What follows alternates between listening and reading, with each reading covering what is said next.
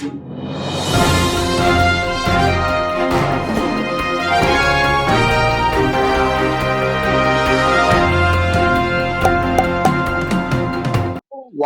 Of मानवता में दुनिया के सभी दर्शकों का बहुत बहुत स्वागत। आज आपके सामने फिर ज्वलंत मुद्दों को लेकर के उपस्थित हुए हैं, क्योंकि भारत की सरकार ने फिर ख्वाब दिखाने की कोशिश की है, जो हमेशा उसका तरीका रहा है, जो सगल रही है, जो चरित्र रहा है।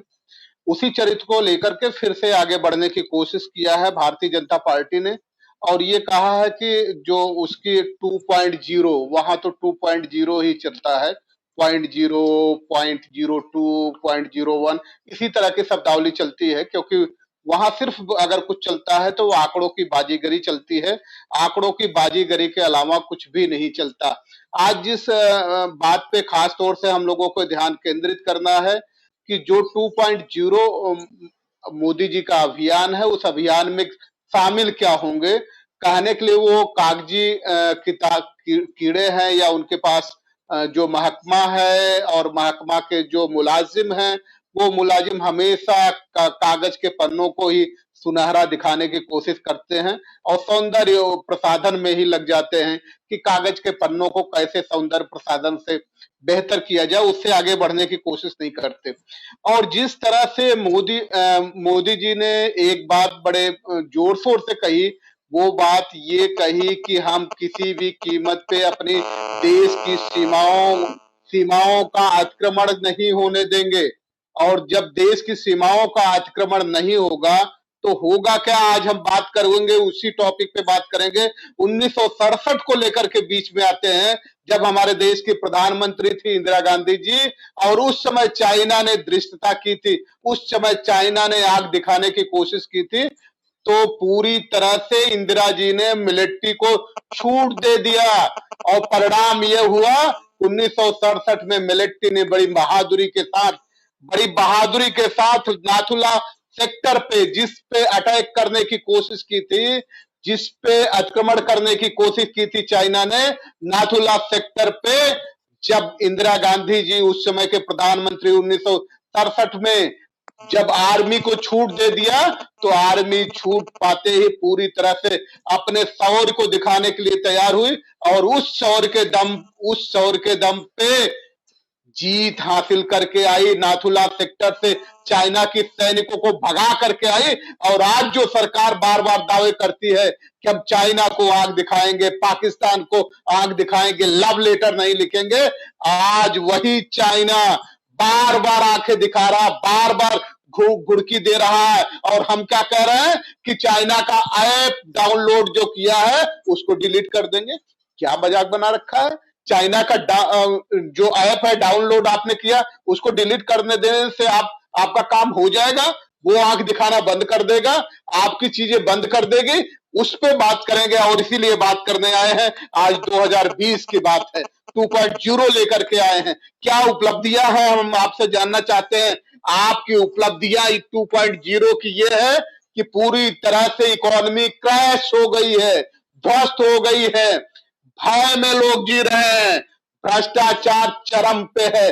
सबसे ज्यादा अगर भ्रष्टाचार की बात इस बीजेपी सरकार की कोई की जाए तो सबसे बड़ा भ्रष्टाचार है इलेक्टोरल बॉन्ड। इलेक्टोरल बॉन्ड से कोई बड़ा भ्रष्टाचार नहीं हो सकता, जिसको कहते हैं क्विड प्रो को।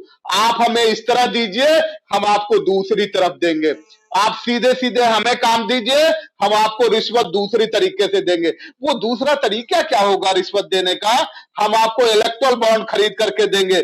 और इलेक्टोरल बॉन्ड क्या था? इलेक्टोरल बॉन्ड पूरे 11,782 इलेक्टोरल बॉन्ड बेचे गए विभिन्न बैंकों द्वारा, और उसमें से जो इलेक्टोरल बॉन्ड थे उनमें 99.7% इलेक्टोरल बॉन्ड 1 करोड़ रुपए के थे। 1 करोड़ रुपए के इलेक्टोरल बॉन्ड जो जारी किए गए थे, 1 करोड़ रुपए के रूप में जारी किया गया था, 1 लाख रुपए के रूप में जारी किया गया था, 10,000 रुपए के रूप में जारी किया गया, और 1,000 रुपए के रूप में जारी किया गया। और खास तौर से जो हमारे बिग सिटी है, कवाल सिटीज है, जो सेंट्रल है, उसी को लगाने की कोशिश की गई थी। और वो इलेक्ट्रल बॉन्ड खरीदे कहाँ गए? मुंबई में खरीदे गए थे, कोलकाता में खरीदे गए, दिल्ली में बेचे गए और हैदराबाद में बेचे गए। बाकी किसी शहर में इलेक्ट्रल बॉन्ड नहीं बेचे गए। वजह ये थी कि वो सारे के सारे इलेक्ट्रल बॉन्ड किसने खरीदे? जो भारतीय जनता पार्टी को क्विड प्रो क्रो के आधार पे आगे बढ़ रही थी। इसीलिए कह रहे हैं 6 प्रोजेक्ट खास तौर से आपने बनाया। 6 प्रोजेक्ट जो आपके ड्रीम प्रोजेक्ट थे। ड्रीम प्रोजेक्ट सबसे पहला आपका था स्वच्छ भारत मिशन। स्वच्छ भारत मिशन योजना आपने बनाई। 6 साल होने को आ गए। 6 साल में हर साल आप 5,800 करोड़ रुपए उसके नाम पे बजट में दिखाते हैं कि 5,800 करोड़ रुपए का बजट हम हमेशा अलॉट करते हैं, फंड रिलीज भी करते हैं। लेकिन इन 6 सालों में 5,800 करोड़ जो करीब 35,000 करोड़ रुपया हो जाता है। स्वच्छ भारत मिशन योजना के नाम पे 35,000 करोड़ रुपया खर्च करने के बजाय अभी तक आपने खर्च किया है 2,200 करोड़ रुपया। दूसरा, आपने स्मार्ट सिटीज के नाम पे कहा हर साल 9,700 करोड़ रुपए फंड आप रिलीज करते हैं। लेकिन अभी तक देखा जाए 9,700 करोड़ के हिसाब से 6 साल का आंकड़े उठा करके देखे जाए तो 58,000 करोड़ रुपए होते हैं। लेकिन आज तक आपने अगर कुछ खर्च किया है तो मात्र स्मार्ट सिटीज के नाम पे 182 करोड़ रुपया खर्च किया है। आप Atal mission for rejuvenate and urban transformation जो अपग्रेडिंग है, वाटर, सीवर, ड्रेनेज, इस इंफ्रास्ट्रक्चर के अपग्रेडिंग के लिए आपने हर साल बजट का प्रोविजन किया 8,400 करोड़ रुपए। और 8,400 करोड़ मतलब 50,000 करोड़ रुपए आप बजट अलॉट कर चुके हैं। लेकिन अभी तक खर्च कितना हुआ? 2,400 करोड़ रुपए। प्रधानमंत्री आवास योजना जो आप कहते हैं कि पूरे देश को हमने आवास दे दिया है, हर साल 9,700 करोड़ रुपए आप फंड रिलीज करते हैं और 9,000 इस हिसाब से 58,000 करोड़ रुपए प्रधानमंत्री आवास योजना पे लग जाने चाहिए थे, खर्च हो जाने चाहिए थे। लेकिन अभी तक खर्च हुए हैं मात्र 2,000 करोड़ रुपया। आपने 5वां कार्यक्रम बनाया दीनदयाल अंत्योदय योजना, नेशनल अर्बन लिवलीहुड मिशन आपने बनाया। इसमें भी हर साल आपने बजट का जो प्रोविजन किया 1,500 करोड़ रुपए बजट का प्रोविजन किया। 9,000 करोड़ रुपए आप फंड रिलीज करते हैं, लेकिन खर्च कितना किया अभी तक? 8,048 करोड़ रुपया ही अब आप अभी तक आपने खर्च किया।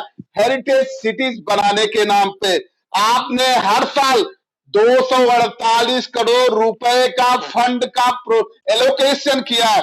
लेकिन अभी तक देखा जाए तो केवल 32 करोड़ 60 लाख रुपए ही आपने खर्च किया। तो प्रधानमंत्री जी, आपसे ये पूरा देश जानना चाहता है, कागज के पन्नों को सुहाना आप बना सकते हैं।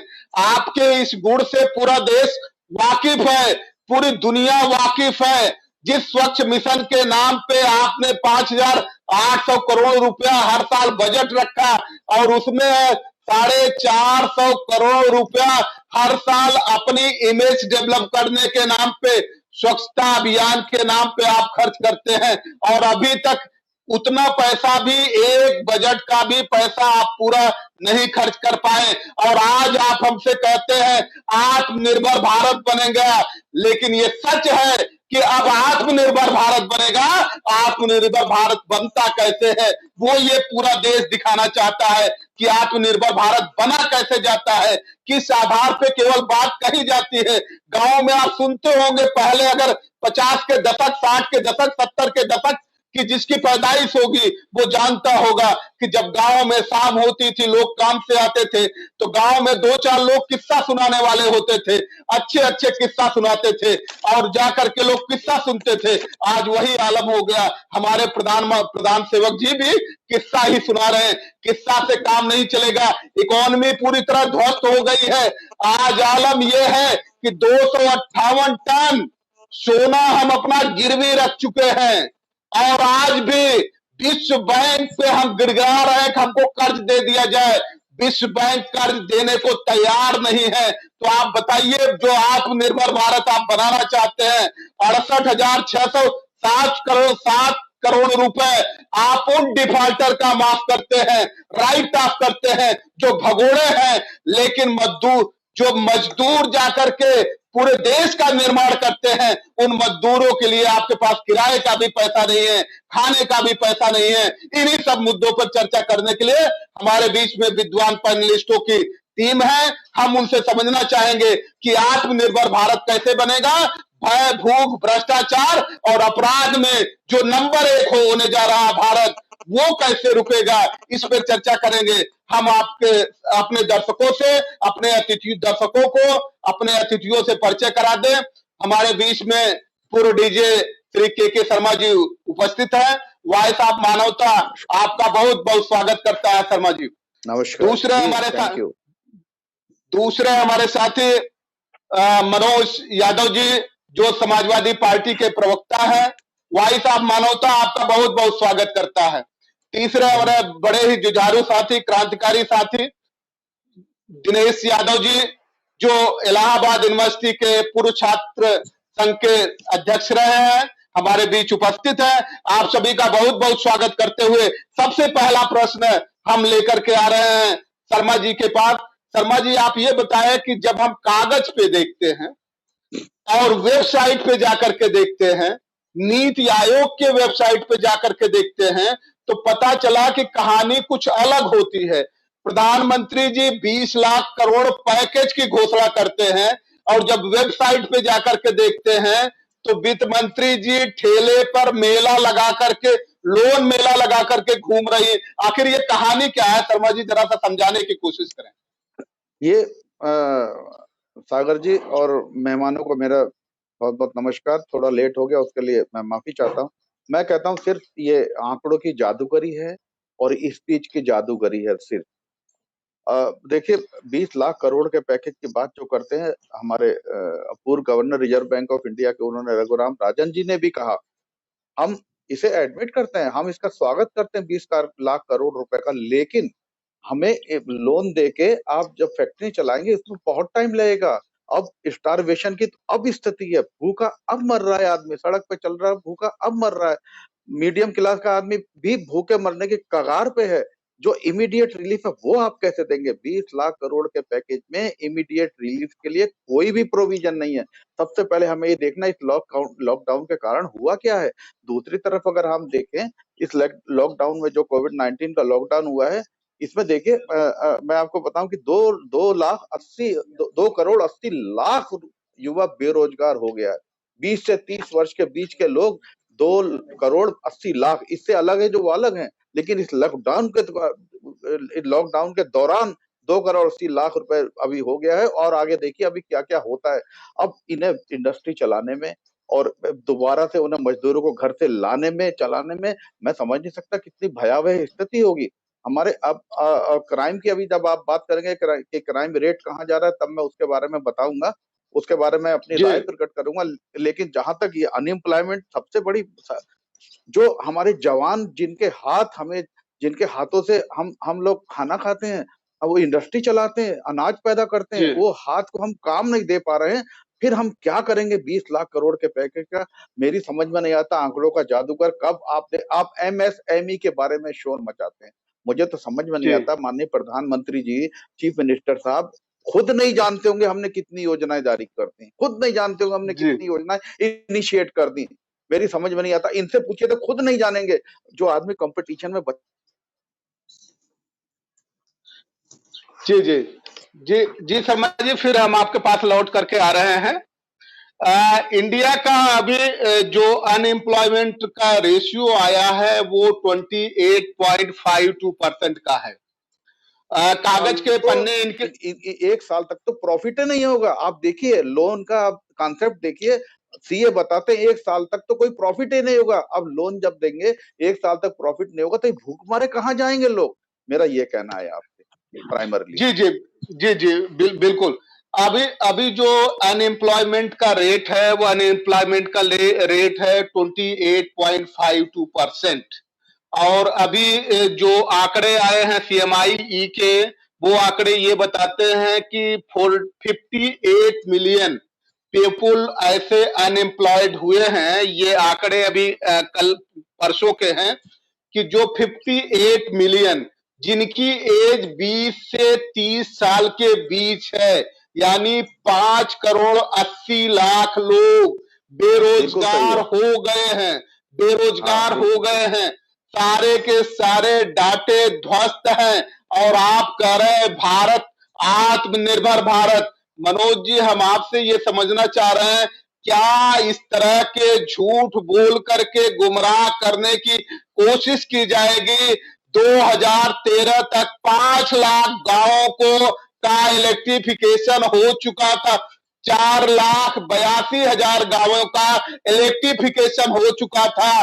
18,000 गांवों का इलेक्ट्रिफिकेशन 2014 से लेकर के 2016 के बीच में हुआ है। तो हम ये जानना चाहते हैं, केवल 18,000 गांवों का इलेक्ट्रिफिकेशन करके 5 लाख गांवों के इलेक्ट्रिफिकेशन के दावे का क्या क्या मजाक है? क्या देश के लोगों को गुमराह करने की कोशिश है या और कुछ? मनोज जी। देखिए, सभी जितने भी पैनलिस्ट हैं साथ में, सभी को मैं सादर प्रणाम करूंगा और वॉइस ऑफ मानवता के जो दर्शक हैं उनको भी सादर प्रणाम करूंगा। एक महत्वपूर्ण बात इस चर्चा में जरूर मेरे ख्याल से आनी चाहिए और सबको इस पे अपनी व्यूज भी रखने चाहिए। सरकारों का काम, जहां तक मेरा व्यक्तिगत मानना है और सभी लोग इस मेरी बात से मेरे इत्तेफाक रखेंगे कि सरकारों का काम है आंकड़े प्रस्तुत करना। उन्होंने क्या किया है, क्या नहीं किया है, ये सरकार बताएगी, लेकिन उसका चेकअप कौन करेगा? मुझे लगता है कि चेकअप करने के लिए जो 3 स्तंभ और हैं, एक तो न्यायपालिका है और एक कार्यपालिका है और मीडिया है। क्या आज जो सरकार आंकड़े प्रस्तुत कर रही है, आपने जैसे बिजली की बात करी, तो क्या उसका चेकअप कोई कर रहा है? जो सबसे बड़ी जिम्मेदारी देश के मीडिया की, अखबार की, प्रिंट मीडिया की, जितने भी मीडिया हैं, क्या वो सरकार के आंकड़ों को जांच रहे हैं? ऐसा नहीं हो रहा है। इसीलिए ये सरकार लगातार झूठ बोलती जा रही है, मीडिया उसकी मुट्ठी में है। मैं धन्यवाद दूंगा कि सोशल मीडिया जैसा एक अस्त्र हमारे पास है, आम जनता के पास है, कि हम आंकड़ों की प्रस्तुतिकरण कर सकते हैं। देखिए, ये जो सरकार है, वो सरकार पूरी तरीके से 20 करोड़ लोगों की सरकार है। और ये बात कहते हुए मुझे किसी तरीके का कोई भी मन में शंका नहीं है कि 1 अरब 30 करोड़ की पॉपुलेशन वाले देश में 20 करोड़ लोगों की सरकार चल रही है। ये उन्हीं के हिसाब से पॉलिसीज बनाते हैं, उन्हीं के हिसाब से ये तमाम सारी जो चीजें, योजनाएं, किसानों को पैसा दे दिया जाता है, कभी कभी गरीब को मदद कर दी जाती है। तो वो एक तरीके से वो समझ लीजिए, जो हमारे गांव में प्रधानी का चुनाव होता है उसमें वोट खरीदने जैसे लुभावने जो तरीके अपनाए जाते हैं, सेम वैसा ही है। सरकार लोक कल्याणकारी कामों के लिए होती है। आज ये बताइए, जब देश और विश्व तमाम सारी परिस्थितियों में इस महामारी में लड़ रहा है, तो क्या सरकार लोक कल्याणकारी कामों को कर रही है या उसका झुकाव उस तरफ है? जैसा कि अभी आपके एक पैनलिस्ट ने बताया कि सरकार किस तरीके से लोन की बात कर रही है, किस तरीके से लोन में झोंक देना चाहती है सरकार। तो क्या लोक कल्याणकारी काम सरकार लोन देके कर सकती है? ऐसा तो मुझे तो नहीं लगता है कि इस तरह से किया जाता। और वो भी 20 करोड़ लोग कौन हैं? इस देश के अभिजात वर्ग के लोग हैं। राणे साहब, इस बात पे मुझे कहने में कोई शंका नहीं है, ना मुझे मेरे दिल में कोई घबराहट है कि अभिजात वर्ग के लोग हैं 20 करोड़ लोग, और जिनके पास इस देश में पूंजी का दम है, उस दम पे ही वो। और ये बताइए, इन 20 करोड़ लोगों पे प्रकृति की मार का क्या असर है? क्या प्रकृति की मार इन 20 करोड़ लोगों पे पड़ती है? वो किसी भी स्थिति में हो, चाहे जाड़ा हो, गर्मी हो, बरसात हो, खूब महामारी हो किसी तरह की, या तमाम सारी चीजें हैं, बीमारी हो, इलाज हो, कुछ भी, इन 20 करोड़ लोगों को ये सक्षम लोग हैं, इन्हें नहीं फर्क पड़ता है कि हाँ इस प्राकृतिक मार को झेलने में वो असफल हैं, ऐसा कुछ भी नहीं, इनके पास सारे संसाधन हैं। तो ये सरकार पूरी तरीके से फेल सरकार है। जिस तरीके से सरकार ने भुखमरी जैसे स्थिति पैदा कर दी, एक अभी हम कह ही रहे थे, चर्चा कर ही रहे थे कि 35 करोड़ लोग इस देश में किस तरह 2 जून की रोटी की व्यवस्था करते हैं। आज स्थितियां ये है कि 35 करोड़ नहीं 70 करोड़ लोग ऐसे हैं जिनको खाने की व्यवस्था इस देश में दूसरे टाइम की नहीं हो पा रही है, लेकिन सरकार वाहवाही लूट रही है और आत्मनिर्भर जैसा शब्द लाके हमें आपको छलने का काम कर रही है। जी जी मनोज जी, फिर हम लौट के आते हैं। दिनेश जी, आपसे समझना चाहते हैं कि 2-3 एजेंसियां हैं जो हमारे देश में आंकड़े प्रस्तुत करती हैं और उनके अगर आंकड़े आते हैं उसी से सरकार की उपलब्धि और उसकी विफलता आके जाते हैं। एक तो नेशनल सर्वे ऑफिस है, नेशनल सर्वे सैंपल ऑफिस, वो डाटा प्रस्तुत करती है। 2015 के बाद से उसके अध्यक्ष को हटा दिया गया, उसके महामंत्री को हटा दिया गया, आज तक कोई नियुक्ति नहीं हुई। उसने ये बताया था, 2017 में बताया था कि जो नोटबंदी की गई थी, उस नोटबंदी से 4 करोड़ 80 लाख लोगों की नौकरियां गई हैं और उसी के बाद से एक तरह से उसको भंग कर दिया गया था।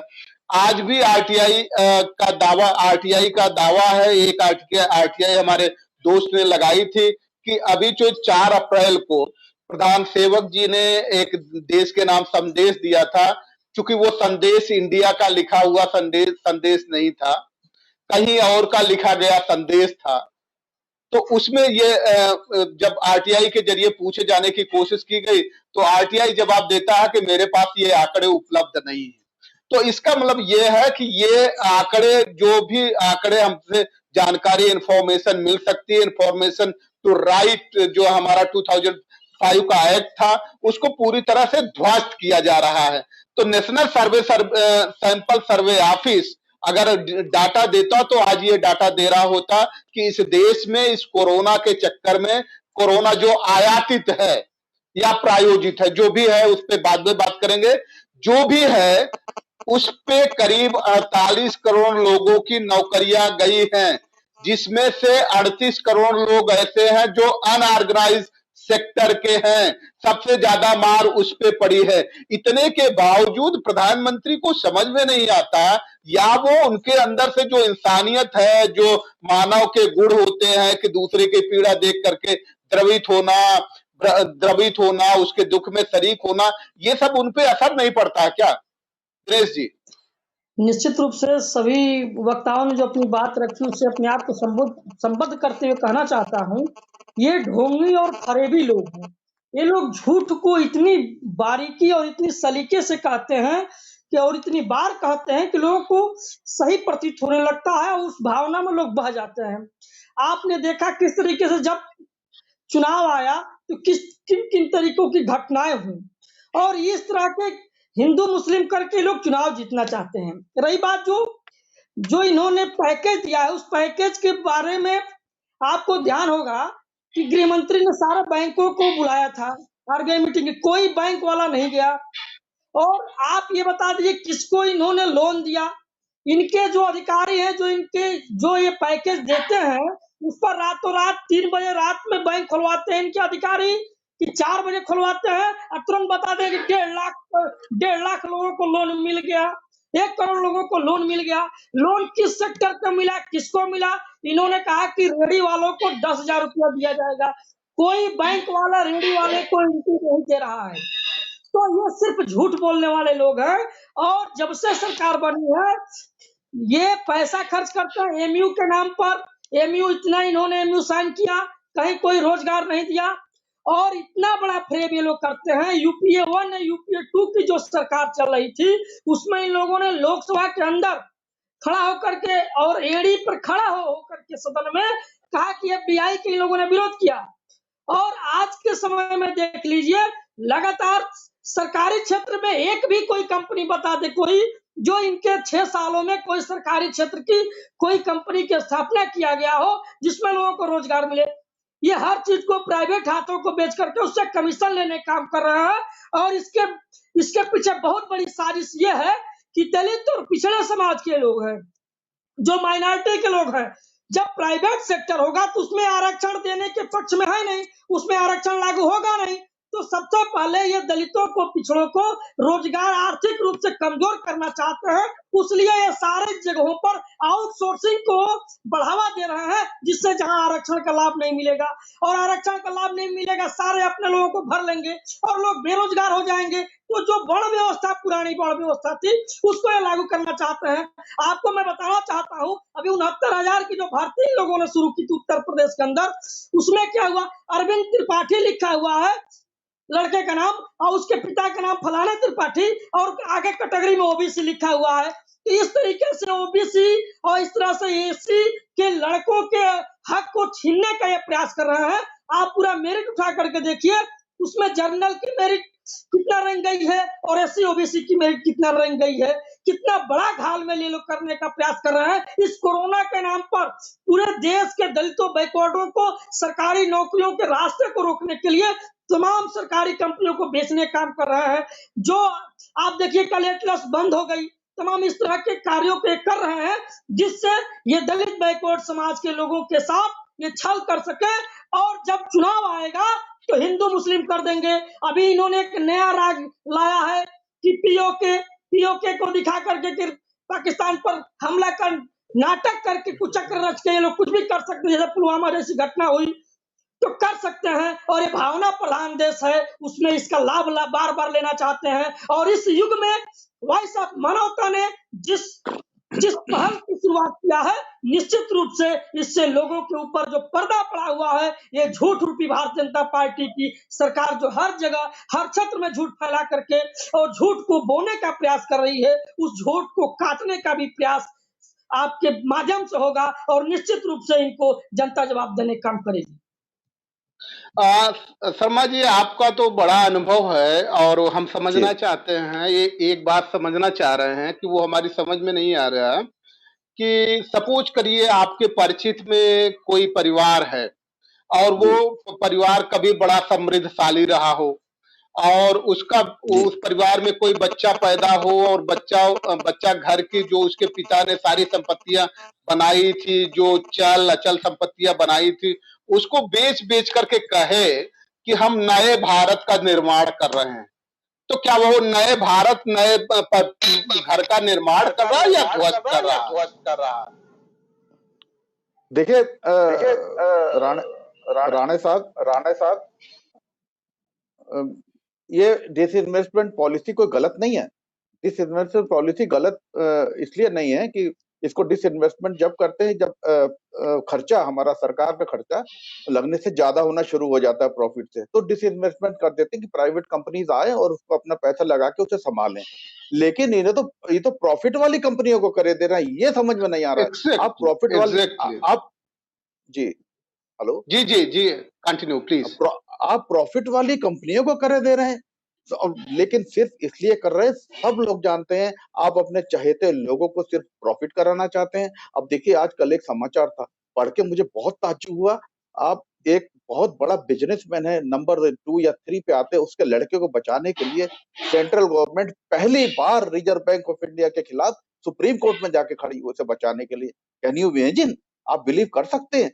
और ये ऐसे डिसइन्वेस्टमेंट करना बहुत गलत बात है। जो चीज प्रॉफिट में जा रही हो उसे डिसइन्वेस्टमेंट करके आप क्या दिखाना चाहते हैं, समझ में नहीं आता। हवाई जहाजों करे दे रहे हैं आप, एयरपोर्टों करे दे रहे हैं आप, और कारपोरेशन को करे दे रहे हैं जो प्रॉफिट में जा रही है। आपकी बात बिल्कुल सही है। ये वही बात हुई कि बाप की जायदाद को बेच के और कह रहे हैं कि हम इंडस्ट्री बनाए, हम कुछ और बनाएंगे और तरक्की का रास्ता करते, तो अलग बात थी। मैं भूख वाली पे एक बार बात लौट के आऊंगा, जो मेरी तो आंखों में आंसू आए हैं, आपकी आंखें भीगनी चाहिए जरूर। देखिए, हम अभी हंगर इंडेक्स ने इंडेक्स दिया है, उसमें लिखा है 107 कंट्रीज में हम 102वें नंबर पे हैं, जो छोटे बच्चों में वजन कम होने वाली बीमारी थी, जो आंतें दिखने लगती हैं, हड्डियां दिखने लगती हैं, कुपोषण की बीमारी। आप बताइए, हम 102वें नंबर पे हैं। हमसे अच्छा पाकिस्तान है, हमसे अच्छा बांग्लादेश है, हमसे अच्छा श्रीलंका है। क्या कारण है कि उन्होंने इंप्रूवमेंट करा है? क्या कारण है? अब चाइल्ड वेस्टिंग उसे ही कहते हैं जो हड्डी दिखाने लगती है, उससे लंबाई में बच्चे का वेट कम होता है। 28.5% पे है। आप बच्चों का कुपोषण कर रहे हैं और आपने विभाग बना रखे हैं, बाल पोषण योजना। नारी के लिए जब वो प्रेगनेंसी होती है उसके बाद आपने पता नहीं कितने कितने योजना बना रखी है, कहाँ जा रहा है पैसा, कहाँ नहीं, बड़ा मुश्किल है। रघुराम राजन जी ने कहा, आप जो अपोजिट विपक्ष में जो एक्सपर्ट लोग हैं फाइनेंस के, उनकी हेल्प ले लीजिए अब भी। बिना इसके अब काम नहीं चलने वाला, ये देश नहीं संभलने वाला। लेकिन ना, क्योंकि आपको प्राउड है, आप अपनी कलाकारी से, अपनी जादूगरी से, बातों की जादूगरी से आप चिपकाना चाहते हैं लोगों में बातें। अब लोग उसके चक्कर में नहीं आएंगे, बिल्कुल नहीं आएंगे। तो यही कहना है आपसे कि ये वाकई में डिसइन्वेस्टमेंट की पॉलिसी, प्रॉफिट वालों को आप देके, प्रॉफिट वालों को बेच के आप क्या दिखाना चाहते हैं समझ में नहीं आता। रेलवे का यही हुआ, रेलवे का यही हाल हो रहा है। जब रेलवे के कर्मचारियों को पता लगा अब ये रेलवे को बेचने जा रहे हैं, प्लेटफॉर्म बेचने जा रहे हैं, उन्होंने भी अब रुचि नहीं दिखा रहे हैं काम करने में, रुचि नहीं दिखा रहे बिल्कुल भी। प्रयागराज और बेच दिए, ये मेरा गुरुवाटी कहना बेच है। दिए, बनारस बेच दिए, कई जी जगह बेच दिए। जी जी जी और जी आप दिनेश एक और जी आ रहा देखिए, दिनेश राणे जी एक और मैं बात करना चाहता हूँ। आप देखिए कितनी चालाकी से काम किया जा रहा है।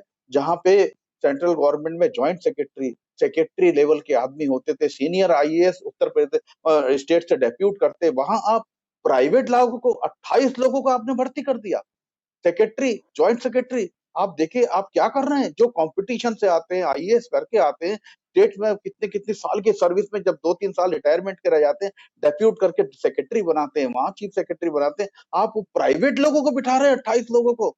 कोई किसी का भाई जी है, कोई किसी का भाई है, कोई किसी का भाई है। ये देश क्या दिखाना चाह रहे हैं? राणा जी इसे संभालिए। मैं अपने पैनलिस्ट से रिक्वेस्ट करूंगा कि इन्हें संभालिए।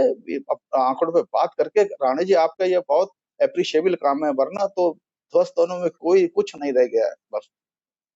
जी जी लौट के फिर हम आते हैं हबीबगंज स्टेशन बेच चुके हैं ये, और ये स्टेशन 2018 में बकायदा इस गवर्नमेंट ने बेचा। 6 एयरपोर्ट बेचे जा चुके हैं। बहुत सारे, जो आप कह रहे थे, कॉनकॉर्ड ऐसी कंपनी थी जो हमारे यहाँ कमाऊ पूत मानी जाती थी। ओएनजीसी कमाऊ पूत कंपनी है, लेकिन गुजरात स्टेट पेट्रोलियम कॉर्पोरेशन में जो दोनों बंधु आज हमारे यहाँ, हमारे देश में नंबर 1 और नंबर 2 पे बैठे हैं, उनकी वजह से जो गुजरात स्टेट पेट्रोलियम कॉर्पोरेशन पूरी तरह तबाह हो चुकी थी, और उसकी बुक वैल्यू आ गई थी 32,580 करोड़ पे, उसको ओएनजीसी को 75,000 करोड़ पे खरीदने को मजबूर किया गया। और ओएनजीसी जो डीजल सप्लाई करता था रेलवे को, वो डीजल की सप्लाई ओएनजीसी से खत्म करके रिलायंस पेट्रोलियम को दे दी गई। इसका मतलब यह है कि इसको पूरी तरह से क्विड प्रो को, कि आपको मैं इधर से देता हूं, आप मुझे दूसरी तरफ से दे दीजिए। तो इस बात को समझते हुए आगे हम मनोज जी के पास आ रहे हैं। मनोज जी, क्या इसी तरह चलता रहेगा या इसका कोई हल निकलेगा? कब तक शिकायतों पे ही चलेंगे, कभी कर्तव्य बोध पे चलेंगे कि नहीं चलेंगे? ये बात हम स्पष्ट तौर पे कह करके चले। हमें ये मान लेना चाहिए कि भारतीय जनता पार्टी अपने विषय पे, अपने लक्ष्य पे अडिग है।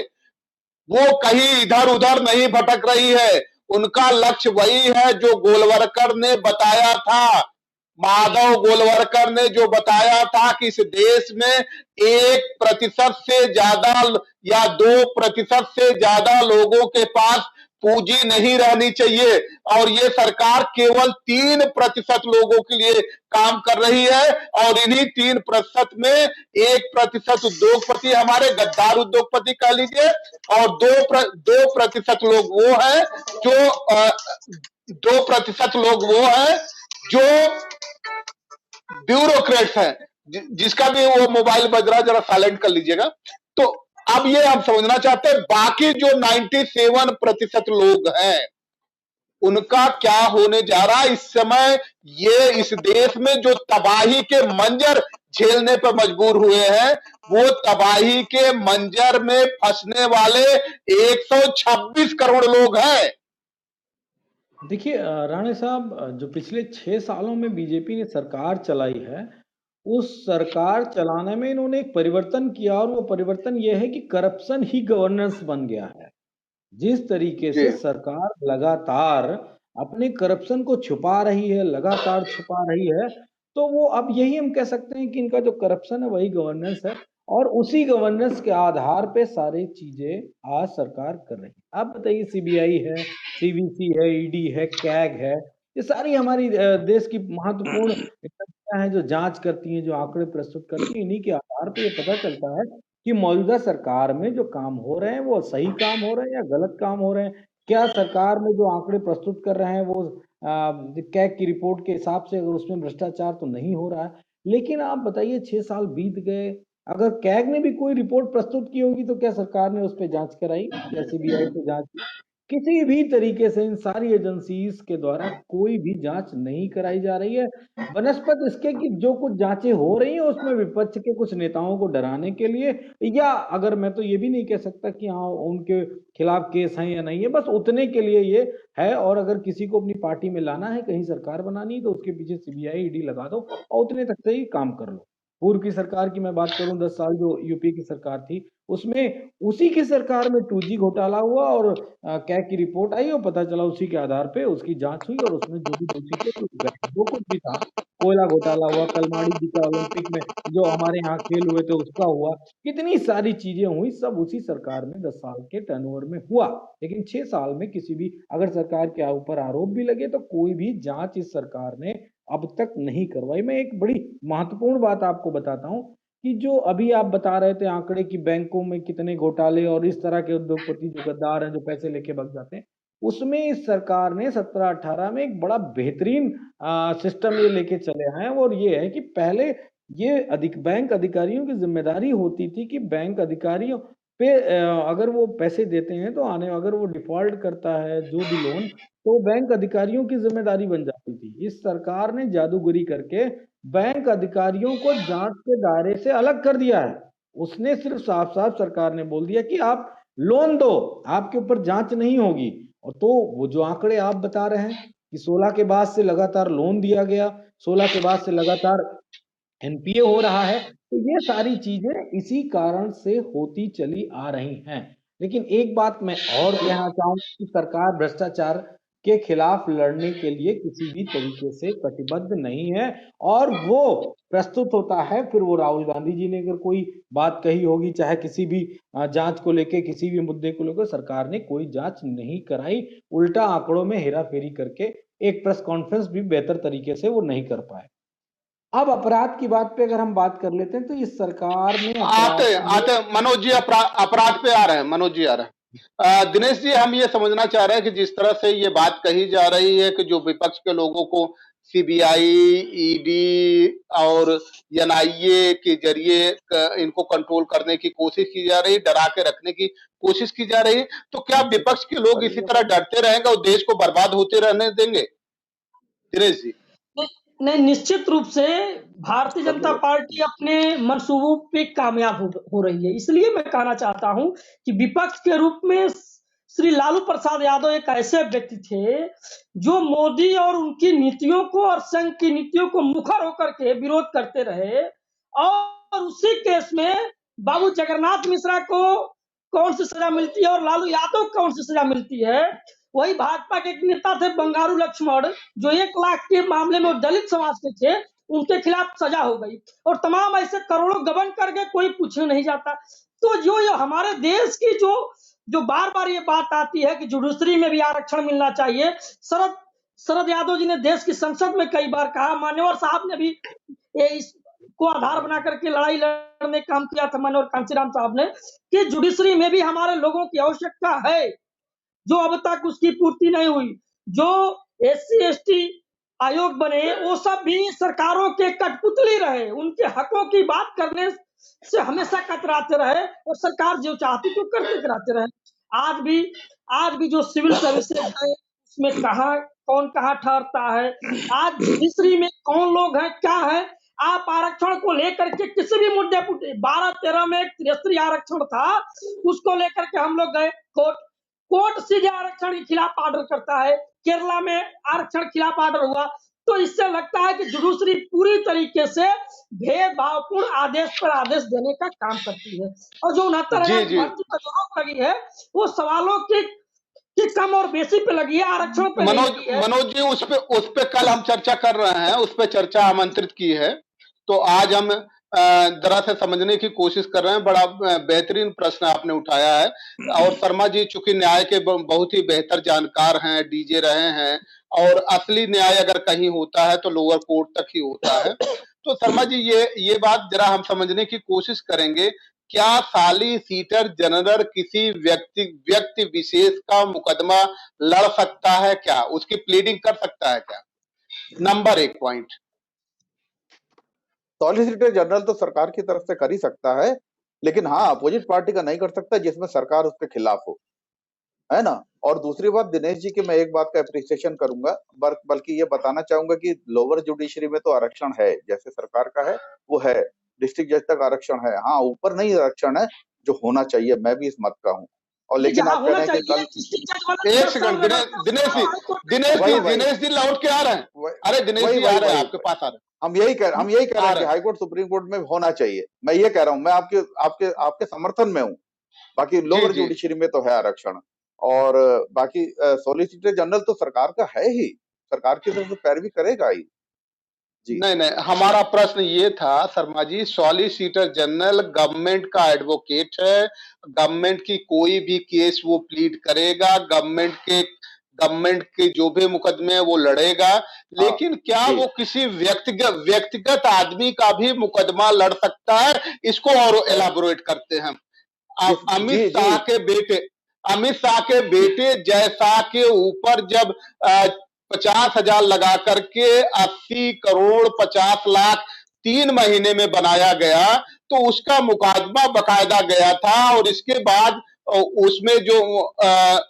उसमें डेफेमेशन केस फाइल किया गया। उस डेफेमेशन केस को तुषार मेहता ने मूव किया था। देखिए, जिसमें स्टेट जिसमें खिलाफ पार्टी ना हो, अपोजिट पार्टी ना हो, निश्चित रूप से उसका केस तो शायद प्लीड कर सकते हो, लेकिन जिसमें स्टेट अपोजिट पार्टी होगी उसमें नहीं कर सके। It amounts to misconduct. ये मिसकंडक्ट है, वाकई मिसकंडक्ट। तो ये हाँ, तो यही समझना चाह रहा हूं। दूसरा हम आपसे ये समझना चाहते हैं कि जब हमारे यहाँ जो मुंसफ की भर्ती होती है वो पीसीएसजे से भर्ती होती है, आजकल उसको मुंसफ हटा करके सिविल जज 2 कर दिया गया है। इसके बाद जी जूनियर डिवीजन, और इसके बाद जब आप लोगों की भर्ती एडीजीएस होती है तो हायर जुडिशियल सर्विसेज के जरिए होती है। तो जब लोअर कोर्ट में बकायदा एग्जाम के जरिए, रिटेन के जरिए, प्री मेन, इसके बाद इंटरव्यू दे करके आना पड़ता है, तो कौन सी ऐसा स्केल है कि हाई कोर्ट और सुप्रीम कोर्ट में कोलेजियम निर्धारित कर देता है? और कोलेजियम की अगर शाब्दिक अर्थों पे जाइए तो कोलेजियम का मतलब ही होता है भाई भतीजावाद। और आप बेहतर जानते हैं कि सुप्रीम कोर्ट और हाई कोर्ट में अभी जो फैमिली आई है, पहले 465 थी, अब 515 फैमिली है जहां से जज आते हैं। तो क्या यही एक घोटाला तो नहीं? घोटाला क्या, ये घोटाला हम नहीं कहते, हम इसको ये कहते हैं कि ये पारदर्शी नहीं। क्योंकि हम जिसकी बात करते हैं, जब कोई एडवोकेट अपनी बात रख लेता है तो इसके बाद ये कहता है rest depend upon wisdom of the milord, wisdom of the court. इसका मतलब ये माना जाता है कि ये बुद्धि के पराकाष्ठा हैं, ज्ञान की पराकाष्ठा पे बैठे हुए लोग हैं, और उसकी कोई जांच होती नहीं। जांच तो एग्जाम ही है। तो क्या ये तरह का अन्यायपूर्ण नहीं है? देखिए, मैं जुडिशरी से बिलोंग करता हूं और ज्यादा कुछ नहीं कह सकता। इतना जरूर कहता हूं कि मैं इस मामले में सिर्फ दिनेश जी के साथ जाता हूं, बस। दिनेश जी की राय से सहमत हूं। अच्छा, दूसरा ये हम समझना चाहते हैं शर्मा जी आपसे कि जिसको लाइफ इम्प्रिजनमेंट हो चुका हो और हार्श लाइफ इम्प्रिजनमेंट के क्वांटम रहे हैं, क्वांटम ऑफ सेंटेंस ये रहा हो, तो उसको भी क्या जमानत मिल जाती है क्या?